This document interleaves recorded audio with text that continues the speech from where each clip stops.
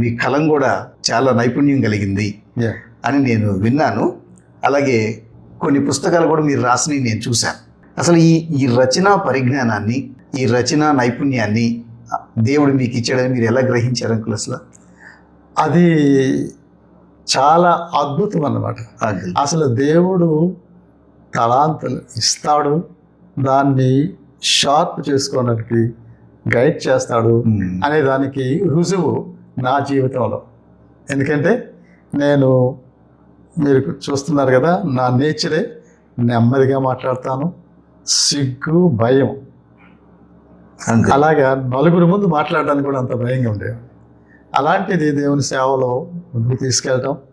ఆ తర్వాత నేను ట్రావెలింగ్ మినిస్ట్రీ కాబట్టి ఎక్కువ దేవుని గురించి ఆలోచిస్తూ బైబిల్ చదువుకుంటూ ప్రార్థన చేసుకుంటున్నప్పుడు దేవుడు తలంపులు ఇచ్చేవాడు.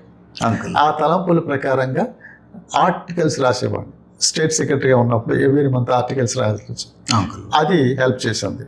ఆ తర్వాత బుక్స్ రాయడం కూడా, ఎవాంజలిజం గురించి, తర్వాత రకరకాల వాటి గురించి, నా యొక్క టెస్టిమనీ గురించి ఇవి రాయడానికి కూడా అవి నాకు హెల్ప్ చేసింది. అంకుల్, ఇప్పటి వరకు మీరు ఎన్ని పుస్తకాలు రాశారు అంకుల్?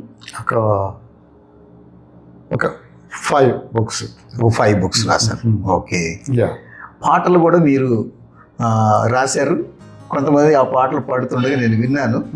చాలా అద్భుతమైన సాహిత్యంతో, భావముతో, చాలా మంచి థీమ్స్ తోటి మీ పాటలు ఉంటాను విని నేను సంతోషించాను అంకుల్.